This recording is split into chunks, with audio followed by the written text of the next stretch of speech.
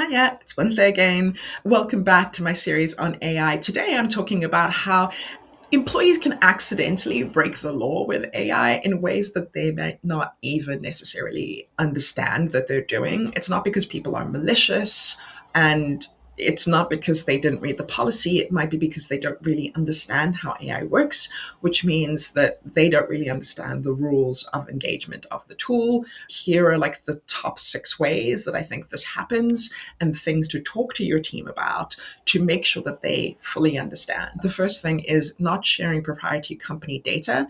And by proprietary, I mean things which are confidential that could make a significant change to your reputation or your financial status as an organization should they go out. So when you copy paste your company's financial projections, strategic plans, internal documents into a public AI tool, especially if you were using that for free, often people have not selected that thing that says don't help the AI learn things, which is also a terrible way of framing that, because people will go, oh, of course I want to help the AI be better and learn things, not realizing that that is giving the tool permission to take your information and use it to train future models, even future models that may not necessarily go to the public, but might be used as something they sell to one of your competitors. So depending on which tool you're using and which plan you're on, the company's confidential information could end up influencing the responses that other people receive. So even if the tool doesn't store it, you've still transmitted it outside of your organization, which is a secure environment.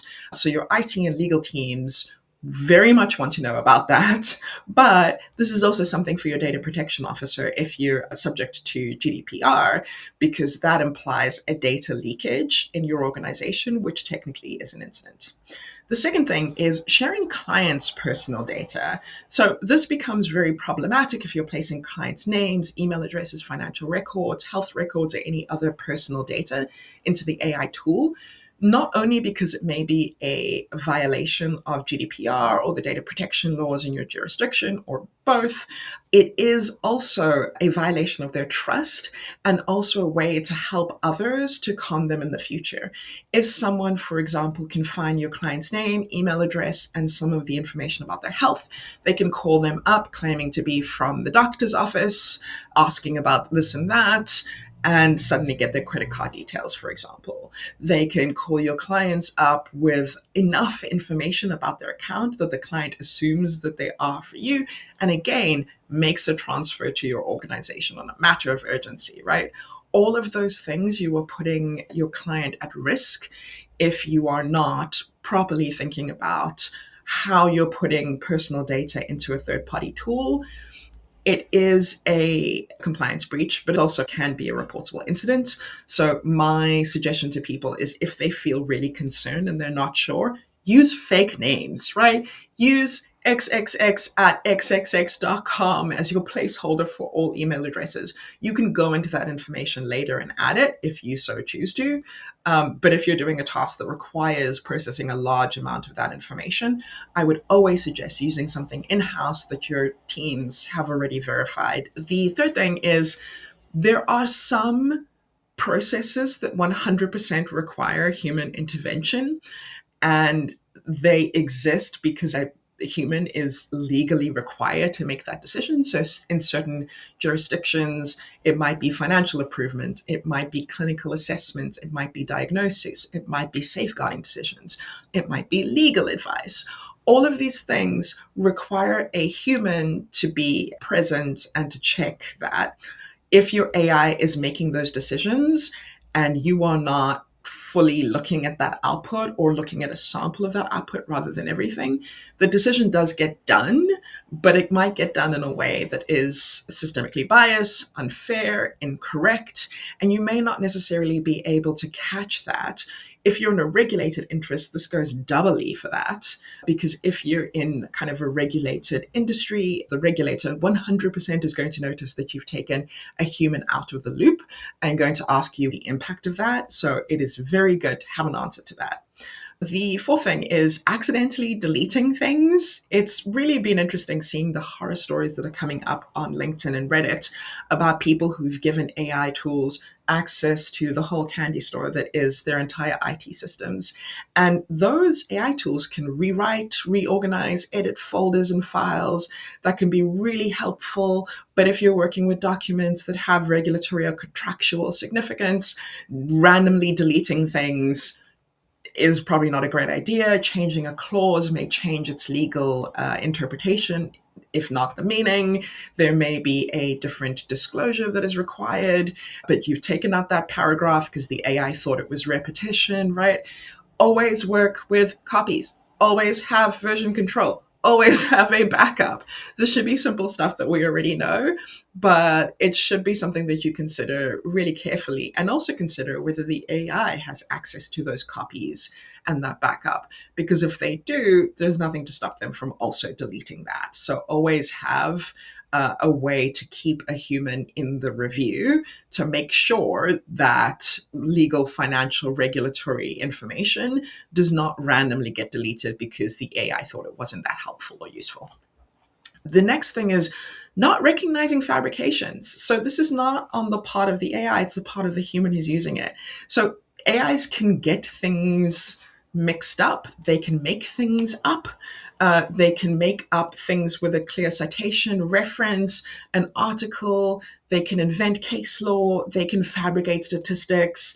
It can be a plausible sounding reference to papers that do not exist or reports that have never been filed, right? A regulatory submission that's never been done, creating case law and precedents that doesn't exist. The fact that you did not know that it was made up is not a defense if you use that information in something that is related to your profession or your job, again, especially if it's regulation.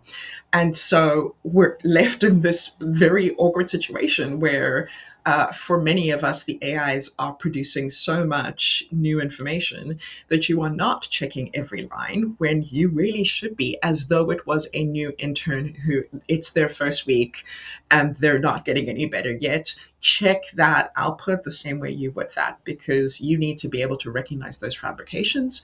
I think this also further is an argument for my view that if you don't know how to do a thing yourself, you should probably not be asking AI to do it, because you have no sense then of whether the output is good or bad because you can't do it, right?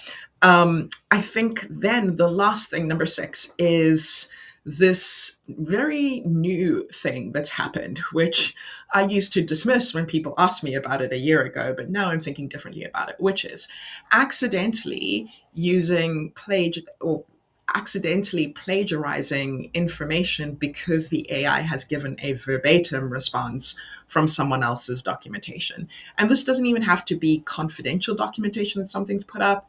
If, for example, you are writing a report about a particular scientific phenomenon, you've put all your data and research into it, but someone else wrote a very similar report a year ago or 3 months ago, and it exists somewhere on the internet, even if you don't have access to it, despite the AI companies telling us for many years that the tools were not copy pasting, that they were not pulling direct pieces of information. We now know that those tools can do that and can reproduce verbatim, word for word, documents with hundreds of pages. This is a concern, obviously, for people who are authors or people who make their living from providing data or insights that are difficult to get. But it also is a risk in your own organization, because you may accidentally quote a competitor's information directly. The likelihood is not super high, but it does exist. And it is becoming more of a challenge as people are starting to mess with the tools a little bit more, because much though we would like everyone to take them more seriously, sometimes people are just testing the tool to see how much they can do to break it and when it stops being helpful. And some of that may result in accidentally breaking the law. None of this means you shouldn't use AI in your organization. It just means that your AI usage policy needs to be super clear and simple, and not use any technical jargon, and be very clear on what the consequences are if the employee has used the information incorrectly. It should be very clear on what data can and cannot go into those tools. It should be super clear on what is safe to experiment with and what is not safe to experiment with. And accidentally sharing or deleting 500 client records with a large language model is very clearly something you want to make sure that people understand is not fine. And so doing this work helps you to make sure that your employees are never accidentally breaking the law with the use of AI. Thanks so much. See you for the next one.